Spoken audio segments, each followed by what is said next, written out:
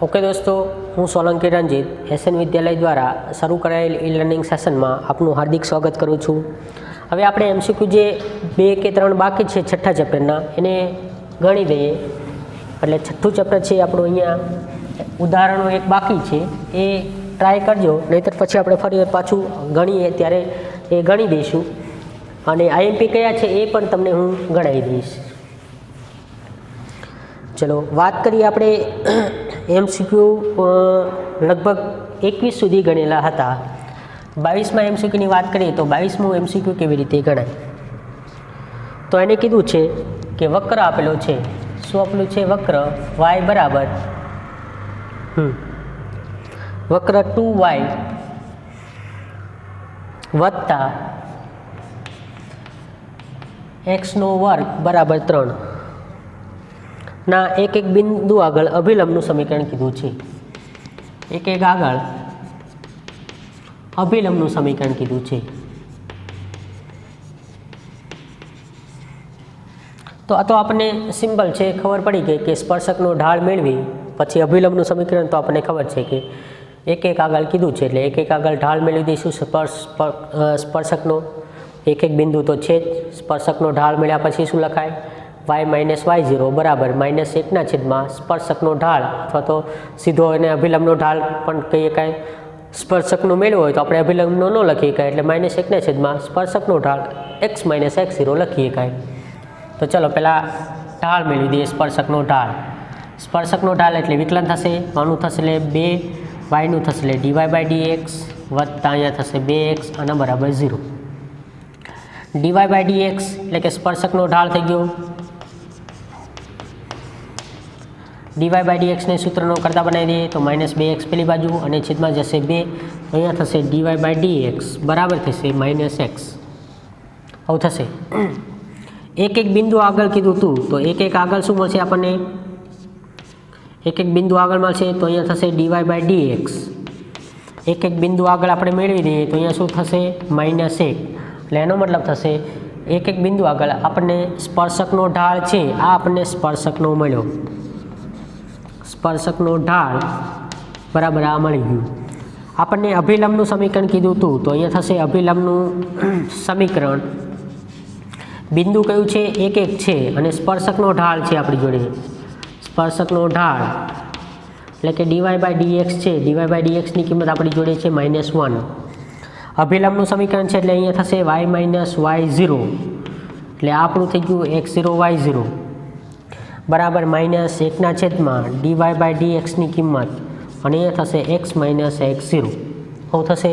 ચલો કિંમત મૂકી દઈએ તો અહીંયા થશે y - y0 એટલે 1 બરાબર -1/, -1 અહીંયા થશે x - 1. સાદુરૂપ આપી દઈએ. y - 1 આ +1 થઈ ગયા, અહીંયા થશે x - 1 અને પેલી બાજુ લઈએ એક ઉડી જશે એટલે x બરાબર y લખાય અથવા તો x - y બરાબર 0 થાય. બેમાંથી કોઈ પણ સમીકરણ આપેલું હોય એ આપણે ઓપ્શન સિલેક્ટ કરવાનો થાય. તો આમાં આપણને કયો આન્સર આપેલો છે? તો આમાં આન્સર આપેલો છે x - y બરાબર 0. એટલે કે આન્સર આપણો થશે બોમ્બે. એટલે આનો આન્સર લખીએ કાંઈ B ફોર બોમ્બે થાય. એટલે આન્સર આપણો થયો B ફોર બોમ્બે. એટલે એમસીક્યુમાં તો તમે સિમ્પલ રીતે જ ગણી શકો. શું કીધું હતું એને? કારણ કે આપણે સ્પર્શક અને અભિલંબના સમીકરણ શીખી ગયા. પહેલાં સ્પર્શકનો ઢાળ મેળવી દીધો. આગળ કે એટલે એ બિંદુ અંદર મૂકી દેવાનું. આગળનો કે માંથી કે તો xyની કિંમત થઈ તો xyની મૂકવાની, પછી સાદુરૂપ આપવાનું થાય. તો આપણે સ્પર્શકનો ઢાળ મેળવી દીધો, -1 આવ્યો, પણ સમીકરણ આપણને અભિલંબનું કીધું હતું. તો અભિલંબનું શું સમીકરણ થશે? y - y0. ખાલી અહીંયા અભિલંબનો ઢાળ થાય તો અભિલંબનો ઢાળ એટલે શું થશે? -1/, dy/dx એટલે કે સ્પર્શકનો ઢાળ છેદમાં મૂકવાનો થાય. સાદુરૂપ આપો એટલે તમને આન્સર મળે. એ આન્સર આપણો અભિલંબનું સમીકરણ બતાવે. તો અભિલંબનું સમીકરણ આ રીતે મળે.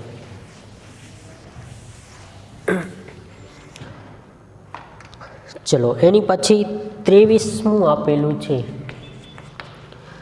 23માં એક્ઝામ્પલની વાત કરીએ તો એને વક્ર આપેલો છે. વક્ર આ રીતે છે x² બરાબર 4y.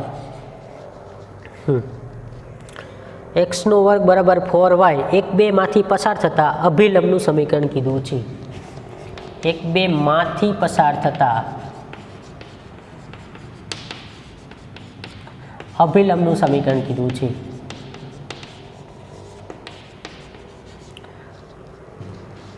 આગળ નથી કીધું, આગળ નથી કીધું, માંથી પસાર થતા, એટલે આ એક્સ અને વાયની કિંમત થઈ. તો સૌથી પહેલાં આપણને સિમ્પલ ખબર જ છે કે આ જે બિંદુ છે, વક્ર આપણને આપેલો છે x² = 4y છે. બિંદુ એને કયા બિંદુ આગળ કીધું છે? તો એવું નથી કીધું, તો x0 y0 આગળ શું થશે? x0 y0 આગળ બિંદુ લખો તો શું લખાય? x0² = 4y0 લખાય. y0 ની કિંમત કદાચ મૂકી તો y0 બરાબર થશે x0² / 4. આ છે x0 y0 આગળ સમીકરણ થઈ ગયું. ઢાળ મેળવી દઈએ તો અહીંયા શું થશે? તો અહીંયા થશે 2x = 4, yનું થશે dy/dx. એટલે અહીંયા થશે સ્પર્શકનો ઢાળ dy/dx બરાબર શું થશે? અહીંયા થશે x/2. અને x0 y0 આગળ થાય તો કે x0 y0 આગળ કેટલો મળશે આપણને? તો કે અહીંયા થશે dy/dx. x0 y0 આગળ કેટલો બતાવશે? તો કે x0/2. આ એનો ઢાળ થઈ ગયો. હવે આપણને ખબર છે કે અભિલંબનું સમીકરણ શું થશે? તો કે y - y0 બરાબર -1/dy/dx અને એ થશે x - x0. આવું થશે. ચલો, y - y0 ની કિંમત નથી આપેલી, એમના -1/dy/dx ની કિંમત આપણને મળી છે x0/2 અને અહીંયા કિંમત છે x - x0. આ આપણા અભિલંબનું સમીકરણ થયું. અથવા તો આને સાદુરૂપ આપવું હોય તો આવું થશે -2/x0, અહીંયા થશે x - x0. આ આપણને અભિલંબનું સમીકરણ મળ્યું. હવે આ છે શેમાંથી પસાર થાય છે? 1 2 માંથી પસાર થાય છે. તો એનો મતલબ કે x અને yની કિંમત થઈ તો એ થશે જે 1 2 માંથી પસાર થાય છે. 1 2 માંથી પસાર થાય છે એટલે એનો મતલબ થઈ ગયો x ની કિંમત થઈ ગઈ 1 અને y ની કિંમત થઈ ગઈ 2. આ સમીકરણમાં મૂકી દઈએ તો અહીંયા થશે, તો અહીંયા કિંમત મળશે 2 - y0 બરાબર -2/x0. x ની કિંમત છે 1/x0. ચલો સાદુરૂપ આપી દઈએ એટલે અહીંયા થશે 2 - y0 અને અંદર ગુણી દઈએ તો એ થશે -2/x0. અહીંયા x0 કટ થઈ જશે એટલે +2 એટલે આ નીકળી જશે, -a નીકળી જશે તો એ થશે y0 બરાબર 2/x0. આટલું આપણને મળ્યું. y0 ની કિંમત આપણને અહીંયા આપેલી છે, એ કિંમત મૂકી શકાય તો y0 ની કિંમત કેટલી છે? x0² 4 બરાબર શું થશે? 2/x0. અહીંયા સમીકરણ 1 પરથી મૂકી દીધી કિંમત. સમીકરણ 1માં આપણને y0 ની કિંમત આપેલી હતી એ મૂકી દીધી અને એટલે આપણને મળી x0² 4 બરાબર 2/x0. અને આ બાજુ ગુણી દઈશું તો આ શું થશે? x0³ બરાબર થશે 8. તો x0 બરાબર શું થઈ જશે? તો કે x0 બરાબર 2 મળી જશે એટલે x0 ની કિંમત મળી ગઈ 2. y0 આપણને અહીંયા મળેલા જ છે તો y0માં કિંમત મૂકી દઈએ તો y0 બરાબર શું થશે? 2/x0. એટલે એનો મતલબ શું થશે? 2/2 એટલે અહીંયા મળશે આપણને 1. એટલે આપણને આ y0 ની કિંમત મળી ગઈ 1. એટલે અહીંયા આપણને શું મળી ગયું? y0 ની કિંમત આપણને મળી ગઈ 1. હવે ઢાળ આપણો છે, ઢાળ એટલે કે dy/dx. dy/dx ની કિંમત કેટલી છે? તો અહીંયા આપણને ખબર છે કે x0/2 એટલે એ થશે 2/2. આની કિંમત થઈ ગઈ 1. એટલે આ થઈ ગયું, આ આપણને મળી ગયું 1. હવે x0 y0 એટલે કે x0 y0 શું થઈ ગયું? આપણું બિંદુ મળી ગયું આપણને 2 1 અને ઢાળ dy/dx બરાબર 1. ઢાળવાળા અભિલંબનું સમીકરણ. એટલે આપણું બિંદુ છે એ 2 1 મળ્યું અને ઢાળ છે એ 1 મળ્યો વાળા અભિલંબનું સમીકરણ કીધું હતું. તો એનો મતલબ શું થશે? તો અહીં થશે y - y0 બરાબર -1/dy/dx x - x0 થાય. y0 ની કિંમત છે આપણી જોડે 1, -1/, ઢાળની કિંમત છે 1, x - x0 છે એટલે 2.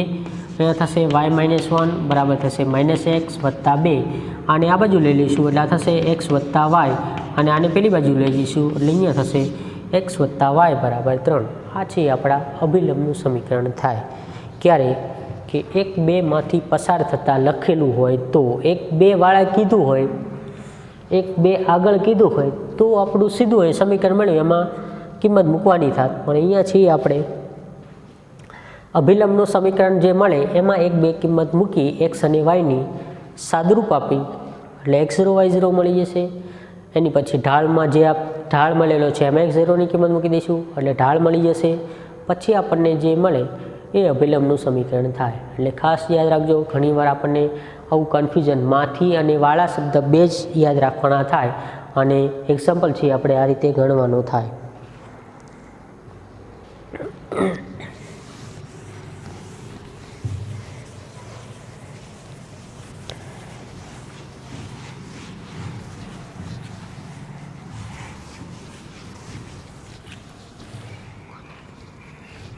અને એની પછીનો લાસ્ટ એક્ઝામ્પલ આપણને આપેલો છે 24 આપેલો છે 24માં શું કીધું છે એને 9 વક્ર આપેલો છે 9y વર્ગ બરાબર એક્સના ઘન વક્ર આપી દીધો છે વક્ર 9y વર્ગ બરાબર એક્સનો ઘન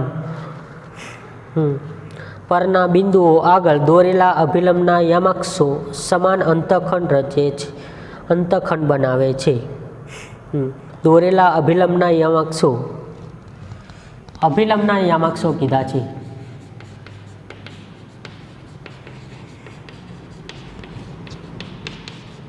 સમાન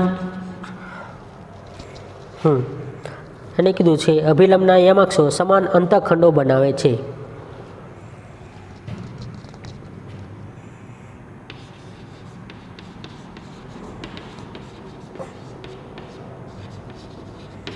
એટલે આપણને ખબર છે કે અંતઃખંડવાળું સમીકરણ આ રીતે આપેલું હોય એક્સના છેદમાં એ વત્તા વાયના છેદમાં બી બરાબર 1 હોય આપણને આવું એક મળતું હતું એમાં આપણે શું લખતા હતા આ અંતઃખંડ થયા એટલે એ બરાબર બી છે આ સમાન છે એટલે એ બરાબર બી છે તો એને કીધું છે તો એ અભિલંબનું સમીકરણ મેળવવાનું આપણને કીધું છે કારણ કે આપણને ખબર છે કે એ બી અંતઃખંડ આપેલા હોય તો અંતઃખંડવાળું સમીકરણ શું લખાય તો કે એક્સના છેદમાં એ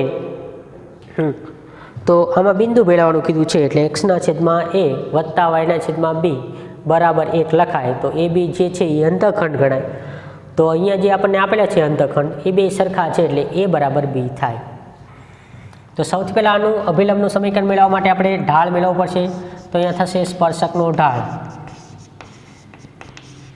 સ્પર્શકનો ઢાળ એટલે શું થશે અહીંયા તો કે 18y ઇન્ટુ શું થશે dy/dx બરાબર 3x² આનો મતલબ શું થશે dy/dx બરાબર થશે 3 કટ થશે એટલે અહીંયા થશે x² છેદમાં થશે 6y કંઈ પણ બિંદુ નથી કીધું એટલે x0 y0 આગળ થશે x0 y0 આગળ શું મળશે આપણને તો અહીંયા મળશે dy/dx x0 y0 આગળ કેટલી કિંમત આપણને બતાવે તો અહીં થશે x0નો વર્ગ છેદમાં થશે 6y0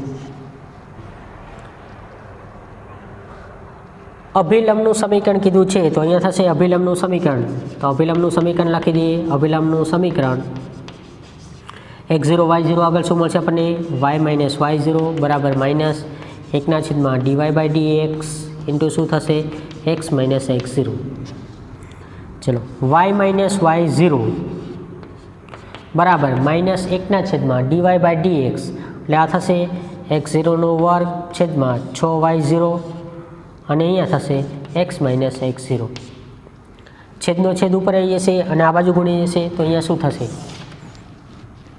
તો અહીંયા સમીકરણ આવું થશે y - y0 બરાબર -6y0 છેદમાં x0નો સ્ક્વેર અહીંયા થશે x - x0 આપણને કિંમત છે આ રીતે મળી ચલો y0 વાળું પદ આને આ બાજુ લઈ દઈશું x0નો સ્ક્વેર છે એને અંદર લઈ લઈશું એટલે અહીંયા આપણને કિંમત આવી મળી જશે અહીંયા શું થશે yના છેદમાં અહીંયા થશે એટલે 6y0 માઇનસ અહીંયા થશે એટલે 6 માઇનસ વાળું પદ અંદર લઈશું એટલે -x છેદમાં x0નો સ્ક્વેર અને અહીંયા થશે એટલે 1ના છેદમાં અહીંયા થશે માઇનસ માઇનસ પ્લસ થઈ જશે x0 થશે આવું થશે હવે અંતઃખંડો છે એટલે આને આ બાજુ લઈ દઈશું તો એનો મતલબ શું થશે? તો આ થશે x/x0 સ્ક્વેર વત્તા y/6y0. આ પદ પહેલી બાજુ જશે એટલે 6/x0. એ તો અચળ કિંમત થઈ ગઈ. તો અંતઃખંડ શું થઈ ગયા? તો a બરાબર શું આપણને મળી ગયું? x0 સ્ક્વેર અને b બરાબર આપણને શું મળી ગયું? 6y0 મળી ગયા. સમાન છે સમાન અંતઃખંડ માટે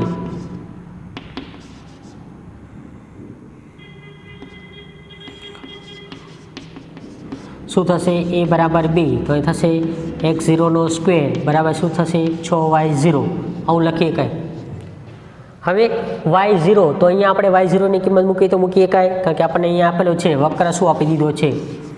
વક્ર 9y² બરાબર અહીંયા આપેલો છે x3. x0 y0 આગળ શું લખાય? x0 y0 આગળ શું થશે? 9y0 સ્ક્વેર બરાબર થશે x0. તો y0 આપણે કિંમત મૂકવી હોય તો y0 સ્ક્વેર બરાબર શું થશે? x0 છેદમાં થશે 9. કિંમત થશે ને.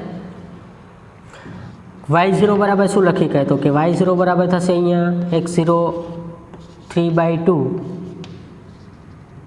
અને છેદમાં થશે વર્ગમૂળ છે એટલે 3 કિંમત થશે, અથવા તો આનો વર્ગ કરી દઈએ સીધું તોય મળી જશે કિંમત, કારણ કે અહીંયા આપણે જે કિંમત લખી છે વર્ગ કરી અને મૂકી દઈએ તો આન્સર મળશે આપણને.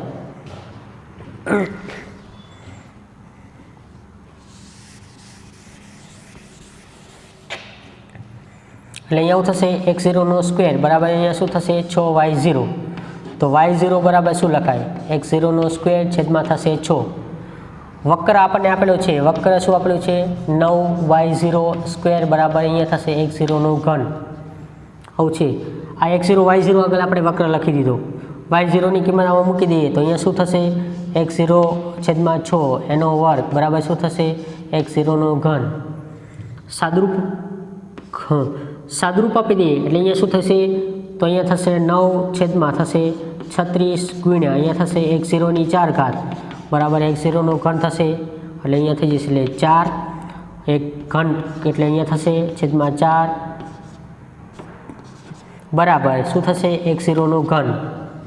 તો અહીંયા આને આ બાજુ લઈ દઈશું એટલે અહીંયા થશે x0 બરાબર થઈ જશે 4. એટલે x0ની કિંમત આપણને મળી ગઈ 4, કારણ કે અહીંયા ઘન છે એટલે સામે લઈ જઈશું એટલે 1 નીકળી જશે. એટલે x0ની કિંમત થઈ ગઈ 4. y0 છે એની અંદર આપણે મૂકી દઈએ, x0ની કિંમત 4 મૂકી દઈએ, અથવા તો આપણને અહીંયા જે y0 છે એમાં કિંમત મૂકી દઈએ તો y0 બરાબર શું થશે? તો કે અહીંયા થશે એટલે x0 સ્ક્વેર છેદમાં થશે 6. તો x0ની કિંમત થશે એટલે 16/6 એટલે y0 થશે. તો y0 બરાબર શું મળશે આપણને? 16 એટલે થશે 8/3. એટલે આવું મળશે આપણને. x0ની કિંમત મળશે આપણને 8/3. એટલે આન્સર આપણો થશે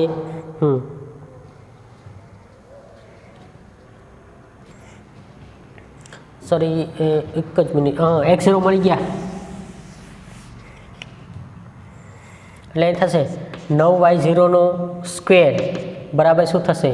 અહીંયા થશે x0 ઘન, કારણ કે વક્રમાં જ મૂકવું પડશે. તો એ થશે y0 સ્ક્વેર બરાબર અહીં થશે 4 એનો ઘન એટલે આ થશે y0 સ્ક્વેર ઘન થશે એટલે આ થશે 64/9.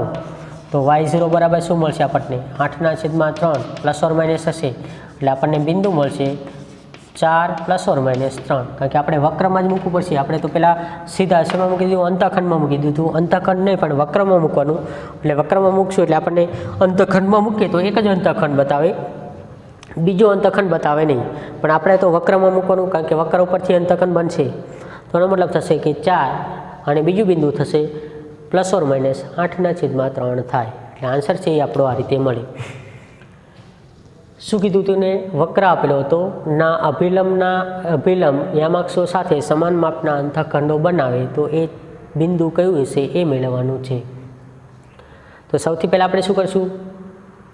સ્પર્શકનો ઢાળ મેળવી દઈશું, કારણ કે સ્પર્શકનો ઢાળ મેળવ્યા પછી અભિલંબનું સમીકરણ મળશે.